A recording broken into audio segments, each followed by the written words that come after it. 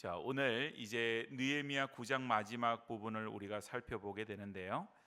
느헤미야 9장은 이제 모든 그 성벽을 재건하고 또 학사 에스라를 통하여서 수문학 강장에 모여서 하나님 말씀을 읽을 때 그 말씀을 듣고 회개하는 역사, 그리고 나서 이스라엘 백성들이 이제 그들의 모든 죄악을 주 앞에 회개하는 좀 회개문을 이렇게 기록하고 있다, 이렇게 볼 수 있습니다.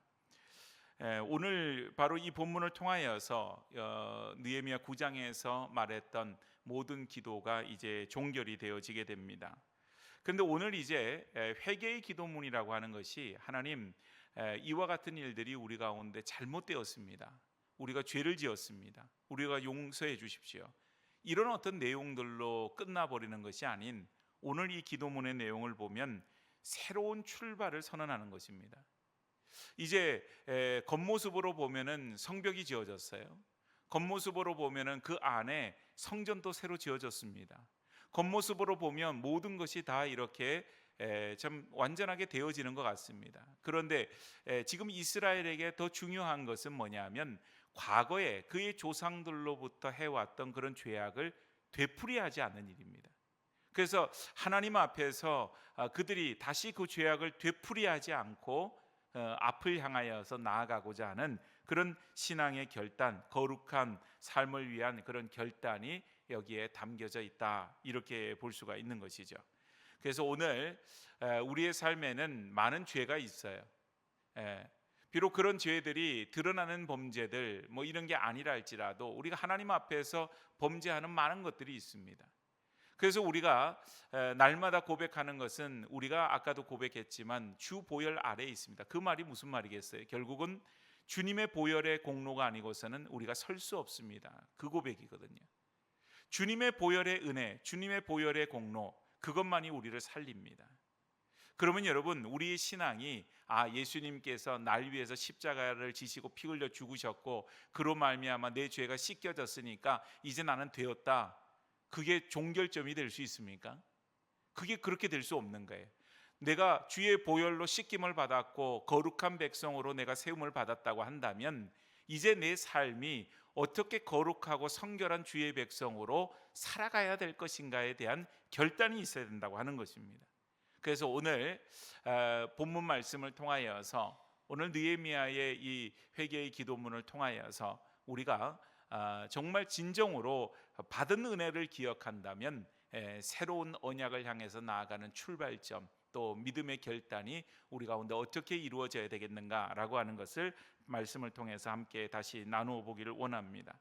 첫 번째는 뭐냐 하면, 늘 우리가 앞을 향해서 나아갈 때 하나님이 누구신지를 잊지 말아야 돼. 요즘 이제 새벽에 에스겔서에 대해서 하나님 말씀을 우리가 살펴보는데, 여호와가 누구신지 너희가 알지어다. 여호와가 정말 우리의 하나님 되심을 이스라엘 백성들이 또 만방이 다 알게 될 것이다, 이것에 대해서 강조하고 있는 것을 보게 되죠. 그러니까 이걸 가만히 보면 우리가 멸망에는 멸망의 이유가 있고, 또 물론 이제 고난을 당할 때 어떤 경우는 우리의 죄로 기인한 그런 고난이 아닌 우리의 삶에 예기치 않는 그냥 어려움들이 닥치는 그런 고난들도 있습니다. 고난은 종류가 많지요. 그런데 우리에게 있어서 환난을 당하고 어려움을 당하고 그것이 우리의 죄 때문이라고 한다면, 우리가 어떤 죄 때문에 그런 환난을 당하겠는가? 누가 이제 그런 얘기를 해요. 목사님, 지난 주일날 내가 이런저런 이유로 주일날 교회로 못 나왔어요. 그러다가 길을 걷다가 뭐에 걸려가지고 콱 넘어지는데 마음에 찔림이 생겨서 내가 지난주에 교회 안 나가가지고 넘어졌구나. 그래요. 뭐 그런 마음을 품을 수도 있지만, 이것을 하나님이 하셨다고 연결짓는 것은 대단히 곤란한 일입니다. 하나님께서 여러분들의 발을 걸으셔서 넘어뜨리겠어요? 주일날 한번 빠졌다고 해서 하나님을 옹졸한 분으로 만드는 거죠. 그래서 여러분, 우리가 모든 죄에는 이유가 있다고는 하지만 그런 어떤 것으로 우리가 무리하게 결부지어서는 안 되죠. 그런데 분명한 것은 오늘 이스라엘 백성들이 멸망의 길로 가는 그런 와중에 이렇게 쭉 그들이 고백하는 내용들, 또 성경에서 이렇게 기록된 내용들을 보니까 이유가 있더라는 것입니다. 하나님이 수없이 많은 기회를 주셨어요. 회개하고 돌이킬 기회를 주었어요. 그런데 번번이 그것을 다 걷어찹니다. 그리고는 마치 폭주하는 기관차처럼, 브레이크가 고장난 기관차처럼 죄를 향하여서, 멸망을 향해서 막 달려갑니다. 그래서 하나님께서 여러 번 선지자를 통해서 브레이크를 거셨지만 그것을 거절합니다. 그리고는 멸망의 길로 가죠. 멸망의 길로. 그런 가운데에서 가장 중요한 멸망의 이유라고 하는 것이 뭔가? 물론 오늘 성경에도 나와 있지만 하나님의 말씀을 듣지 않은 것이 이유가 되어집니다. 그런데 그 이전에 가장 핵심되는 건 뭐냐면 우리가 하나님이 누구신지를 자꾸 잊어버린다는 것입니다. 하나님이 누구신지를. 그래서 오늘 여러분 본문 32절을 보세요. 32절을 보니까 우리 하나님이여 광대하시고 능하시고 두려우시며 언약과 인자하심을 지키시는 하나님이여 우리와 우리의 왕들과 방백들과 제사장들과 선지자들과 조상들과 주의 모든 백성이 아수르 왕들의 때부터 오늘까지 당한 모든 환난을 이제 작게 여기지 마옵소서. 자신이 당한 이런 고난을 작게 여기지 말라 달라고 자신들이 당한 고난을 하나님 앞에 탄원하고 있어요. 그런데 여기에 보니까 우리 하나님이요, 그리고 시작되는 이런 구절이 있습니다. 우리 하나님이요. 여러분 오늘 보통 성경에서 하나님이라고 얘기할 때는 히브리어로 뭐라 그러냐면 엘로힘이라고 하는 말을 써요. 엘로힘. 한 번쯤은 들어보신 적이 있을 수도 있습니다. 엘로힘. 그런데 오늘 이 본문에서는 엘로힘이라고 하는 말을 쓰는 것이 아닌 관사가 붙어 있는 하엘이라고 하는 말을 써요. 관사가 붙었다고 하는 것은 무슨 얘기입니까? 오직 한 분이신 전능하시고 강하신 하나님, 그것을 부각하고 있는 거예요. 하나님은 여러 신들 가운데 또 하나의 신으로서 존재하는 분이 아닌 하나님은 이 세상에서 누구도 대체할 수 없는 대체 불가의 그런 하나님, 온 세상을 지으시고 만드시고 창조하셨을 뿐만 아니라 섭리하시는 유일하신 하나님, 그 하나님을 오늘 본문에서 고백하고 있는 것입니다. 그 하나님께서 어떻게 하신다고 말을 하느냐? 광대하시고 능하시고 두려우시며 언약과 인자하심을 지키시는 하나님이요. 지키신다 그래. 지키신다. 이 지킨다고 하는 것은 일회적으로 한번 지키는 것이 아니라 끊임없이 지속적으로 지킨다고 하는 그런 의미가 포함이 되어져 있습니다. 그러니까 여러분 이스라엘 백성들이 보면요, 과거에도 수없이 많은 이런 그 환난과 고난들이 있었어요. 주변에 많은 이방 세력으로부터 침범을 많이 당했잖아요. 그러니까 이걸 보면 우리나라 역사랑 비슷하구나 그런 생각이 들어요. 수없이 많은 침범을 당했는데 결정적으로 지금 마지막 때의 침범이 아수르의 침입이었어요. 그래서 북이스라엘이 멸망당해요. 바벨론의 침입이었어요. 남유다가 망해요. 그리고 나서 이 바벨론 제국이 무너지고 나니까 그 다음에는 누가 등장을 합니까? 메데와 바사, 페르시아 제국이에요. 지금 말하면 이란입니다. 이란이 페르시아 제국이 바로 이란의 전신이 바로 페르시아 제국이에요. 그래서 그 제국이 또 이스라엘을 통치합니다. 오늘 그런 가운데에서 수백 년 동안 이스라엘 백성들은 지금의 순간에까지 고난과 환난을 당하고 있다는 것이죠. 그래서 오늘 뭐라고 고백합니까? 하나님, 우리가 당한 이 환난을, 이 고난을 작게 여기지 말아 주십시오. 여러분 억울한 얘기예요. 우리가 아무리 그렇게 커다란 좀 죄를 저질렀어도 우리가 이렇게 오랜 세월 동안 환난을 당할 수 있습니까? 하나님 너무하십니다. 그런 얘기입니까? 억울합니다. 그런 얘기입니까? 아니에요. 오늘 하나님은 어떤 분이라 그러셨어요? 지키시는 하나님이라 그랬습니다. 지키시는 하나님, 그 하나님께서, 그 약속을 성실히 지키시는 하나님께서 지금 우리가 당하고 있는 이 비참한 그런 현실과 지금 형편을 불쌍히 여겨달라고 하는 하나님 앞에 탄원하는 기도의 내용이라 이렇게 볼 수가 있는 것입니다. 그래서 여러분 우리가 하나님 앞에 고난 중에 뭐 여러 가지 그 하나님 이럴 수 있습니까? 시편이 150편인데요. 이 150편에 대단히 많은 편수에 있어서 거의 한 100편 정도의 내용들을 보면 거의 하나님을 찬송하고 하나님 높여드리는 그런 그 내용들도 있지만 그 가운데 많은 시편들은 말하자면 하나님 이러실 수가 있습니까? 그런 탄원의 시로 이루어진 걸 봐요. 내 죄 때문이든지 그것이 아니든지 간에 도저히 이해할 수 없는 고난과 환난을 만났을 때에도 자기가 지금 그 어려운 가운데 자기의 뼈가 녹는 것 같은 그런 환난 가운데에서 하나님 앞에 울부짖는 그런 내용들이 거기에 포함이 되어져 있는 것을 봅니다. 오늘 여러분, 세상이 당하는 모든 환난들은 우리의 힘으로 되지 않는 거예요. 우리 능으로 되지 않는 거예요. 오직 우리 가운데 약속하시고 그것을 신실하게 지켜주시는 하나님의 자비로우심과 긍휼만이 우리를 살게 할 줄로 믿습니다. 오늘 그 고백이 여기에 있는 겁니다. 여러분, 이스라엘의 형편을 보세요. 성전이 다시 완공이 되었습니다. 재건이 되었어요. 성벽도 재건이 되었어요. 그러면 뭐합니까? 여전히 속국이에요. 여전히 자신들이 농사진 거 누가 다 가져가겠어요? 바벨론이 다 가져가고 페르시아 제국이 다 가져가고 다 세금으로 내야 되는 거예요. 속박당하고 있는 백성들의 어려움을 우리 민족도 경험을 한 적이 있죠. 수탈당하는 거예요. 군산 지역에서 그렇게 농사지어서 다 이렇게 한 거 다 어디로 싣고 갑니까? 일본으로 다 싣고 가고, 여기에서 나는 수많은 광물들 다 캐가지고 어디로 갖고 가요? 일본으로 갖고 가는 거예요. 수탈당하는 거예요.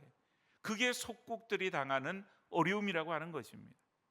그 가운데 그 비참한 형편과 그 어려운 상황들 가운데 하나님 앞에 기도할 것밖에 없더라는 거죠. 우리를 자비롭게 여겨주시고 긍휼히 여겨주십시오. 오늘 여러분, 과거의 어떤 여러 가지 죄악들과 잘못으로부터 이제 벗어나서 미래를 향해서 나아가는데 우리에게는 아직까지 여전히 그 과거에 얽매여져 있는 경우가 있더라는 거예요. 그래서 오늘 우리의 삶에 그 신앙의 연단 속에서 하나님 앞에 우리가 앞을 향해서 나아가는 그 여정 가운데서 보면 하나님을 바라보고 믿음의 여정으로 가는 게 중요합니다. 번영의 길로 나아가는 거 중요하죠. 그러나 그게 우리의 목표는 아니에요. 하나님을 향하여서 우리가 나아가는 그 여정이 중요합니다. 그 여정은요, 죄로부터의 단절이에요. 죄로부터의 회개예요. 그리고 나서는 어떻습니까? 하나님과의 관계의 회복이에요. 하나님이 어떤 분이신지를 아는 것입니다. 그리고 나서는 그 하나님 앞에 다시금 우리가 하나님만을 의뢰하고 의지하고, 그래서 하나님의 긍휼하심 아래에 우리가 들어가게 되어지는 거예요. 오늘 여러분, 이 과정을 겪지를 못하고 그저 과거에만 머물러 있게 되면 회개의 자리만 머물러 있다든지, 아니면 과거의 상처의 자리만 머물러 있다든지, 아니면 현실에서 당하는 그런 환난과 고난 속에서만 머물러 있다든지, 그렇게 되어지면 우리가 앞을 향해서 나아갈 수가 없게 되는 것입니다. 운동선수가 일반인들에 비해서 굉장히 많은 연습과 또 상상하기 어려운 그런 육체적인 그 훈련을 통하여서 그런 것들을 이겨나가면서 이제 실력들을 쌓아나가죠.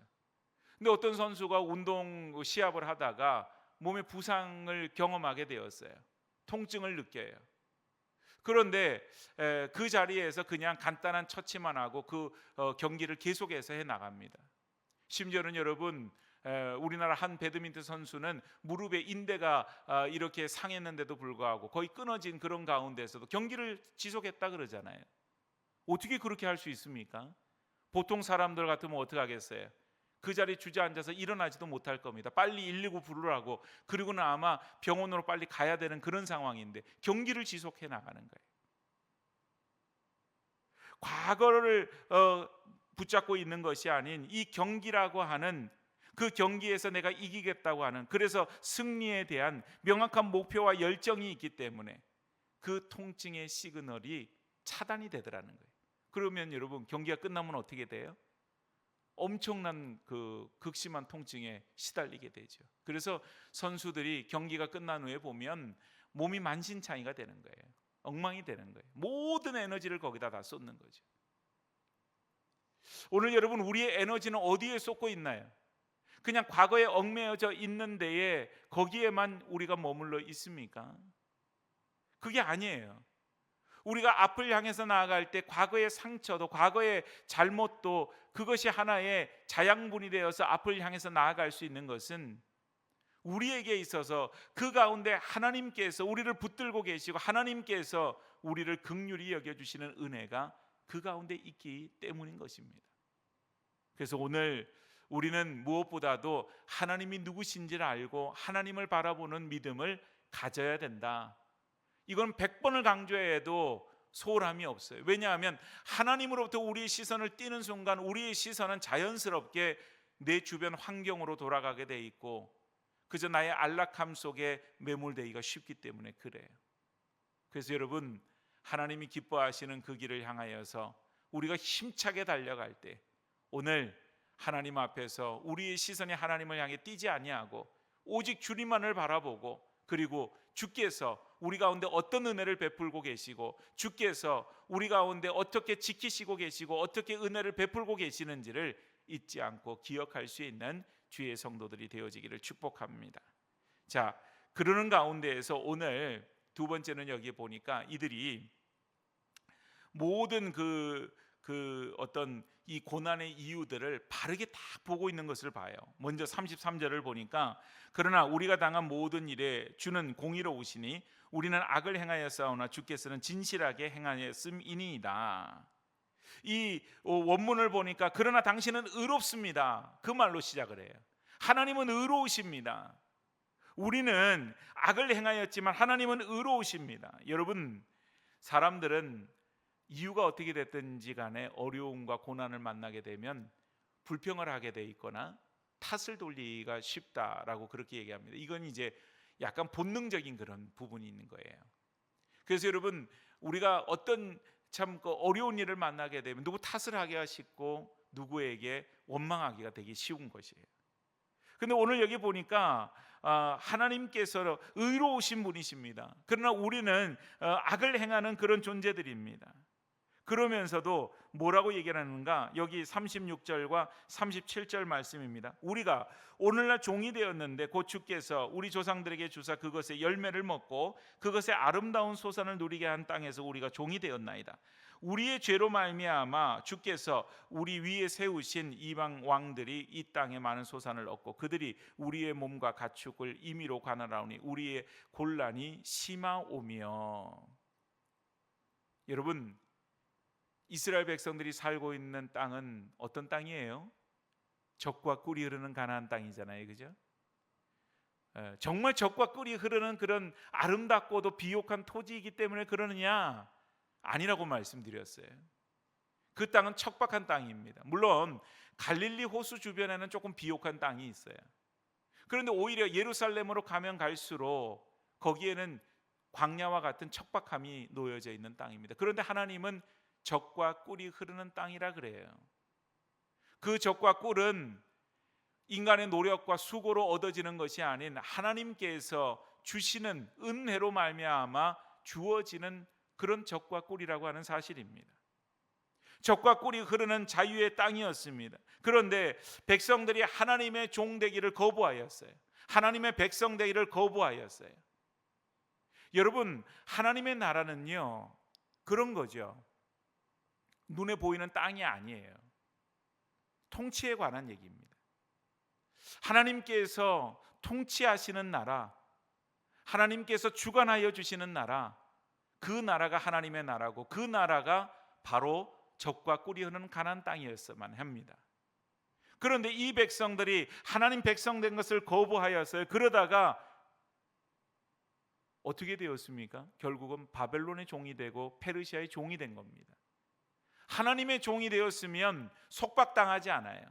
똑같은 종이라 할지라도 하나님의 통치하심 아래에 있으면 그 안에서 자유를 누리고 그 안에서 은혜를 누리고 그 안에서 행복을 누리며 살아갈 텐데 자기가 행복하고자 자기가 안락하고자 선택한 것이 하나님의 백성 되는 것, 하나님 종 되는 것을 거부했던 거예요. 그랬더니 누구의 종이 되었나요? 바벨론의 종이 되고 페르시아의 종이 되었어요.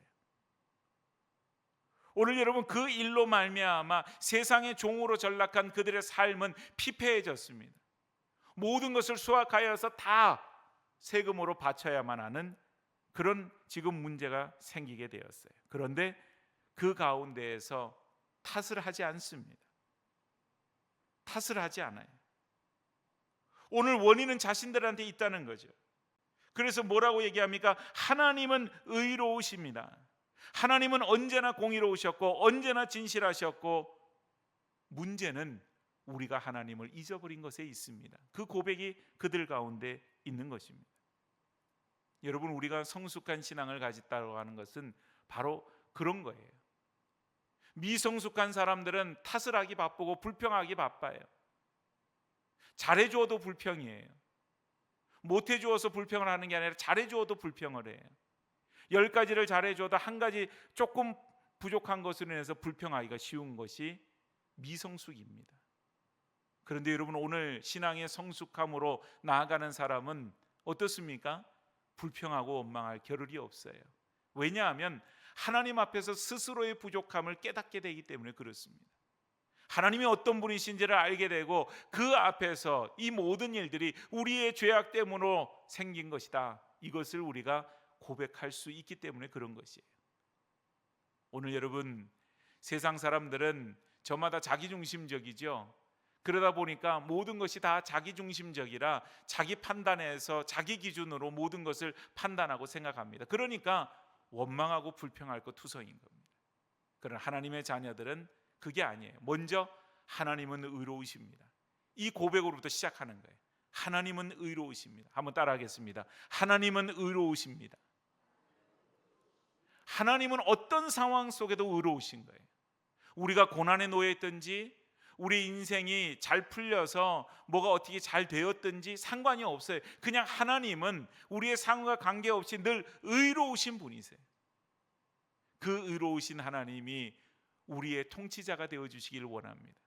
그런데 과연 우리가 그 통치 아래 머물기를 좋아하나요? 그런 생각이 들지요. 지금 교회 안에 있지만 우리는 탕자와 같을 때가 얼마나 많은지, 우리 소견에 옳은 대로 하고자 하고 내가 그저 하고 싶은 대로 하기를 원하고, 오늘 여러분, 신앙이라는 건 그런 거죠. 내 하고 싶은 대로 하는 게 신앙이 아니라 하나님 앞에 엎드리는 것이 신앙이에요. 이걸 망각하는 일들이 얼마나 많은지 몰라요. 오늘 우리가 입으로는 신앙생활 한다고 얘기를 하지만 하나님 앞에 정작 엎드리지 않을 때가 얼마나 많은지 모릅니다. 그러다 보니 어때요?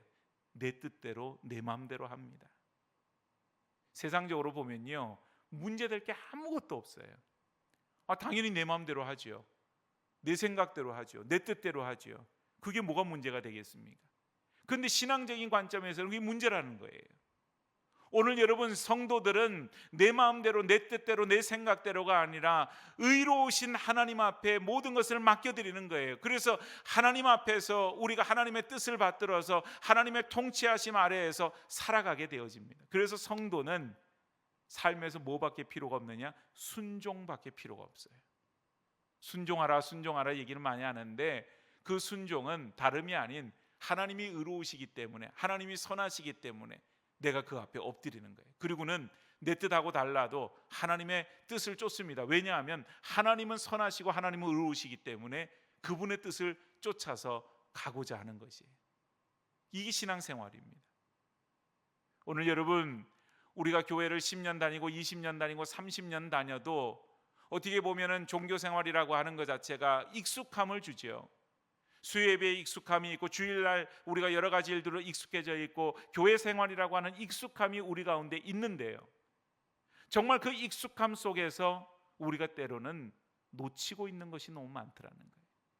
그게 뭡니까? 기본입니다. 하나님께서 내 삶의 주인이 되어주시고 하나님이 의로우시기 때문에, 선하시기 때문에 내가 온전히 주님 앞에 순종하고 맡겨드리는 그 믿음으로 내가 살아야 되는데, 그것이 어느 순간에 그냥 희미해져 버리고 그냥 익숙함으로 대체해져 가는 거예요.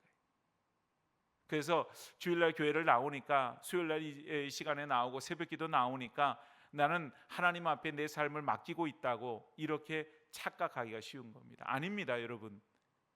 우리가 하나님 앞에 모든 것을 맡기는 것은 예배를 통해서 헌신하고 결단하지만 그 외의 시간에 우리의 삶에 치열한 싸움과 갈등이 거기 가운데 있는 거예요. 사단은 끊임없이 우리를 미혹하지요. 내 뜻대로 내 생각대로 내 마음대로 하라고, 그리고 속삭일 것입니다. 그런 가운데에서 하나님 어떻게 해야 됩니까?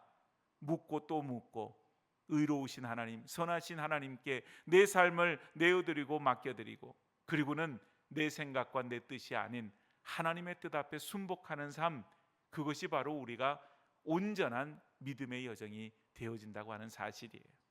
그래서 오늘 이스라엘 백성들이요, 어느 순간에 가나안 땅에 정착해서 그 땅의 소산을 먹고 그 땅에서 풍성함을 누리는 순간 뭘 잃어버렸느냐? 바로 이걸 잊어버린 거예요. 하나님이 누구신지, 의로우신 하나님 앞에 내가 어떻게 해야 되는지 이걸 놓쳐버렸어요. 그랬더니 하나님의 통치하심 아래서 자꾸 벗어나려고 그래요. 탕자가 된 거예요. 여러분, 이스라엘의 멸망은요, 결국은 탕자였어요.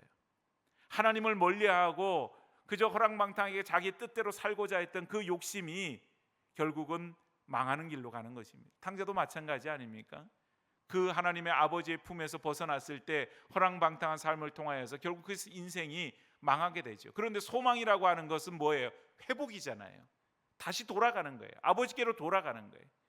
오늘 여러분, 이스라엘의 소망은 바로 그런 것입니다. 그래서 하나님이 내게 주신 그 은혜가 여전히 있더라는 거예요. 여전히 있는 하나님의 은혜의 기약을 기반을 하여서 우리가 새 언약을 향하여서 나아가는 것을 결단하자. 새로운 것이 천하 없는 새 것이 아니라 하나님이 이미 우리 가운데 약속하신 그 언약을 우리가 새롭게 하고 그것을 지켜 행하는 일에 우리가 결단하는 것을 말합니다. 그래서 오늘 38절 말씀을 보니까 우리가 이 모든 일로 말미암아 이제 견고한 언약을 세워 기록하고 우리의 방백들과 레위 사람들과 제사장들이 다 임봉하나이다 하였느니라. 여기 언약이라고 하는 말은 구약 전체에서 딱 여기서만 쓰여진 독특한 단어가 있어요. 보통의 언약이라고 하는 단어를 쓸 때는 베리트라고 하는 단어를 쓰는데, 오늘 여기에서는 베리트라고 하는 단어가 아닌 아마나라고 하는 단어를 씁니다. 이 말은 무슨 말인가 하면 계약을 세운다, 이런 의미가 되어져요. 과거의 실패를 되풀이하지 않고 하나님 말씀대로 살겠다라고 하는 그런 결단이 이 언약 가운데 포함이 되어 있더라는 것입니다. 오늘 여러분, 이들은 마지막에 어떻게 한다 그랬어요? 다 임봉하나이다. 옛날 이 시대에는요, 중요한 문서나 서신을 쓸 때 이런 이제 두루마리 양피지 같은데 그걸 쓰지 않습니까? 그걸 다 쓴 다음에는 그걸 말아요. 그리고 나서는 그 마지막 부분에다가 촛농을 떨어뜨리죠. 여러분 보셨을 거예요. 그리고 나다 거기다가 뭘 어떻게 합니까? 도장 같은 거를 탁 찍는 겁니다. 그래서 그것이 딱 굳어지면 임봉이 딱 되어서 아무나 뜯을 수가 없는 거예요. 이것은 확정되고 확정된 것을 의미합니다. 오늘 여러분, 우리의 삶이 하나님 안에서 결단되어지는 것은 그냥 우리의 입술로 적당히 하나님 그냥 이렇게 살았으면 좋겠어요 정도 갖고 되지 않아요. 이렇게 살았으면 좋겠어요 라고 하는 말은 그렇게 살지 않아도 어쩔 수가 없지요, 그런 말과 기결이 되어집니다. 그것이 아니라 하나님이 주신 이 말씀대로 하나님의 통치하심 아래에서 하나님만을 섬기고 하나님의 의로우심 아래에서 우리가 살기로 결정하는데, 이것은 변하지 않는, 변할 수 없는, 이것을 훼손할 수 없는 그런 임봉하여서 결정하는 그런 일입니다. 여러분, 집을 사고 팔 때나 중요한 문서를 거기에 할 때에 도장을 찍을 때도 막도장 찍는 경우도 있지만 대부분 중요한 데는 인감 도장을 찍어요. 그리고는 어디에는 또 뭐 합니까? 지장을 찍기도 하죠. 변하지 않는다는 거예요. 오늘 임봉이 그와 같은 효과가 있는 것입니다. 오늘 여러분, 우리는 우물 안에 개구리가 되어서는 안 돼요. 우물 안에 개구리는요, 그 우물 안에 보여지는 풍광이 전부인 줄 알아요. 그런데 여러분, 개구리가 우물 밖에 나오게 돼서 보니까 아니더라는 거죠. 세상이 얼마나 크고 넓은지 참 감당하기 어려운 세상이 펼쳐지더라는 것입니다. 오늘 여러분, 우리의 어리석음과 연약함은 우리의 경험과 우리의 눈에 보이는 모든 것들, 우리가 가진 지식들이 전부인 줄을 알아요. 그러다 보니까 우리가 눈앞에 있는 고통만을 바라보고 하나님을 원망할 때가 얼마나 많은지 모릅니다. 하나님은 신실하신 하나님, 하나님은 정말 우리의 삶을 설계하시고 이끄시는 하나님이세요.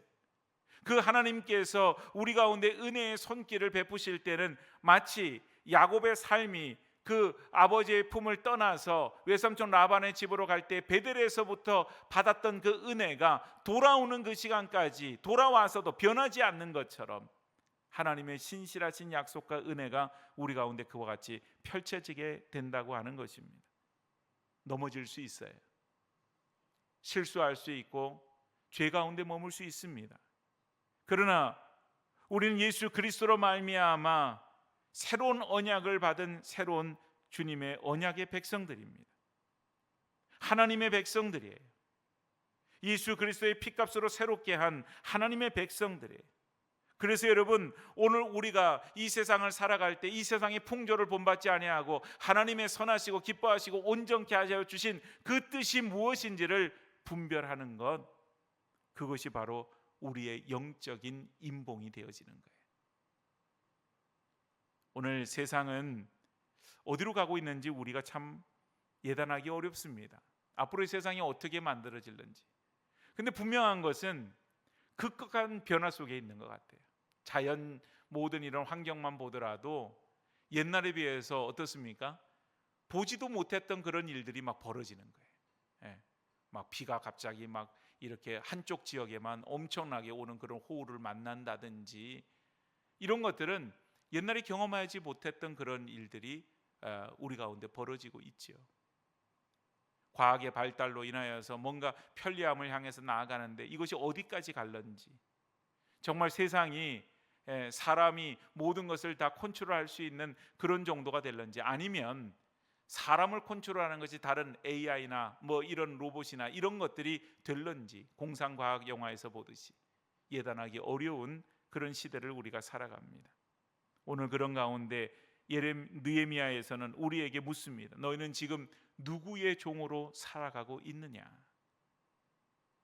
우리가 세상의 종으로, 죄악의 종으로, 사단의 종으로 그러고 살아가고 있는가? 아니면 하나님의 백성으로 하나님의 통치하심 아래에 살아가는 하나님의 종으로 살아가고 있는가? 어느 순간에 하나님 베푸신 복과 은혜를 우리가 당연하게 여기고, 그리고 나서 그저 말씀을 가볍게 여기고 순종하지 아니하는 세상의 화려한 가치관만을 쫓아갔던 우리들, 바로 죄의 종로로 타고 있는 저와 여러분들의 모습입니다. 오늘 하나님께서는 다시 우리의 삶을 언약으로 세우시고 우리의 삶을 그 언약의 백성으로 살기로 인봉하기를 원하십니다. 오늘 위험한 세상 가운데에서 오직 주의 인도하심만을 따라 믿음으로 살아서 하나님 말씀 붙들고, 그리고 세상이 뭐라고 하든지, 세상이 우리를 어떻게 미혹하든지 오직 말씀으로 승리하는 주님의 백성들이 다 되어질 수 있기를 주의 이름으로 축복합니다.